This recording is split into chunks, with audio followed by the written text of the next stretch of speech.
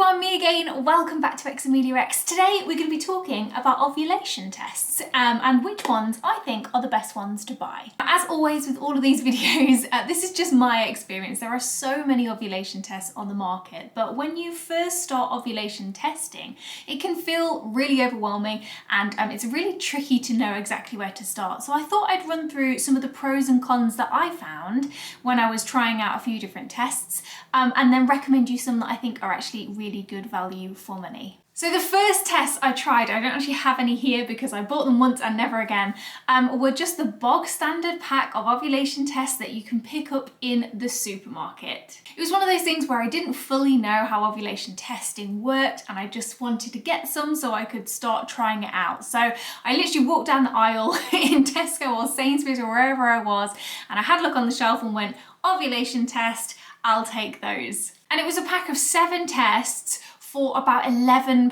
I think, which I then came to figure out was actually really quite expensive. Side note, if you would find it useful for me to do like a little how to use ovulation test video and talk about why they work and why we're doing them, please let me know in the comment section and I can add that to my to film list and we can run through it all in a little bit more detail. So I trotted home with my little pack of ovulation tests and read the manual to look at how I was going to use these. I tried them out for the whole week, didn't get a positive result and very quickly figured out that 7 tests wasn't going to be enough. Because unless you have a pretty good idea of when you're going to ovulate, which can change for everybody at any time, it's actually really tricky to pin it down to just that 1 week.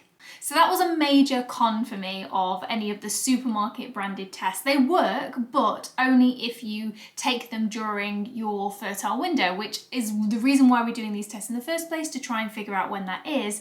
So for me, 7 tests just wasn't enough. I needed to be testing for a good few weeks to figure out exactly when my ovulation fell. They also contained a lot of plastic because they were the individually wrapped wee on a stick midstream ovulation tests. So every single one was covered in plastic and I just realised that if I was going to be using those consistently on a monthly basis and probably using a couple of packs of them, that's going to be a lot of waste as well. The pro for those supermarket tests is convenience, I suppose. You can literally just pop in when you're doing the weekly shop and grab them, but the cons are that they're really expensive. You only get 7 in a pack and they're quite heavy on the plastic. I soon figured out they weren't going to be right for me and I had a little look into some of the others that you can buy. I also quickly figured out that it can be quite difficult to read ovulation tests, especially when you're first starting out. So I had a look at some of the digital ones instead. Now again, there are different brands of these, but I just picked up the clear blue ones because I could find them in Boots.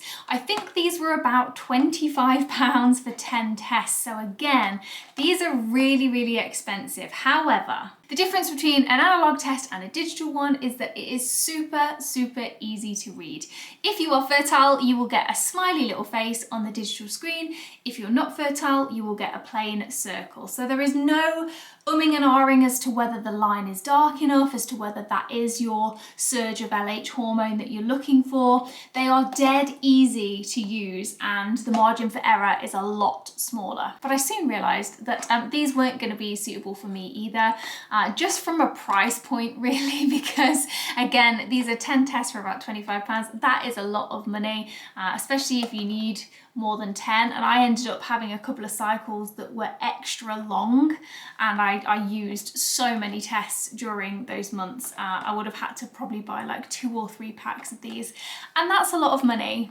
But they are really easy to use. So if the digital tests are within your budget, these can be a really good option because they're just super easy and it's really cute to see your little smiley face as well. I've definitely got a picture of our first smiley face when we got a positive ovulation result and that was quite nice.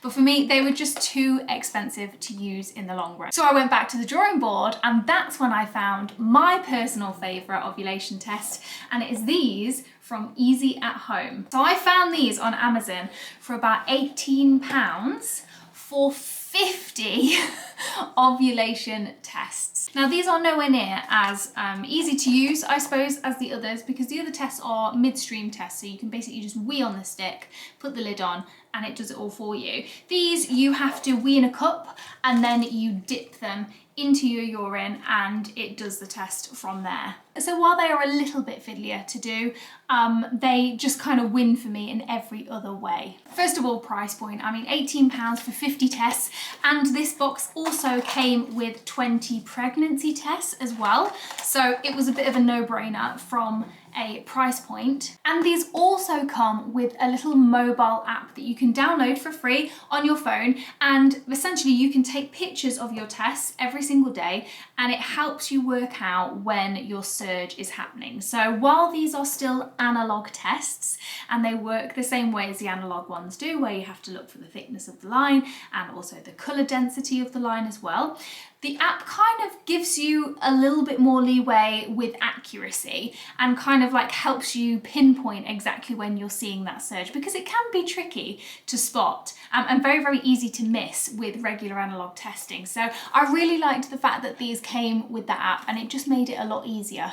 And also, there is no plastic on these. They are individually wrapped in little foil packaging, but they're just like the little paper dip tests, so you're not having a load of plastic around that every time you use them, which I felt personally a little bit more comfortable with. And for me, there was just no stress because I knew I had so many of these. I had 50 of these, so I could literally take one every single day of my cycle and still have some left over. I knew I wasn't going to run out or miss our fertile window in any way.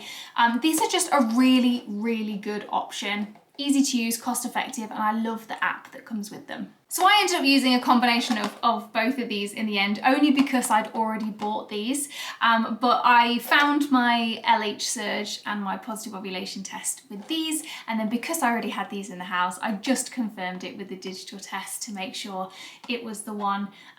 But again, this is just an optional extra because I'd already bought them. Everything was kind of done with these cheapy little tests. They're honestly fantastic. And I'm very happy to report that it worked for us because I'm currently sat here 5 months pregnant. So ovulation test kits do work at home. They are not the only way that you can find out when you're ovulating. I have a whole video based on that, on how to track your ovulation, but they are a very, very easy way to do that once you get the hang of it. So if you would like me to film that video for you, talking about exactly how they work and why, happy to do that. But if you're looking for a good ovulation test to get you started, I highly recommend these. I will leave a link down below. You can get them on Amazon Prime, next day delivery. So again, super, super easy. But I hope this video has helped. If it has, please do give it a giant thumbs up so more people can find it. And if it's been helpful for you, you might be interested in some of the other videos that I've got in my little hormones playlist. I've got lots of videos talking about fertility and cycle tracking and periods and all of that good stuff. And also, if you're interested, I've got a little playlist with my pregnancy vlogs as well. So you never know, you might be interested in that as well. But yeah, any questions, leave them in the comment section. And as always, remember, everybody is different. This is just my personal experience and the brands that I've tried. But if you've got any recommendations for others that you've tried and that you really rate, please feel free to leave them in the comment section down below. But as always, thank you very much for watching, and I'll see you again soon. Bye!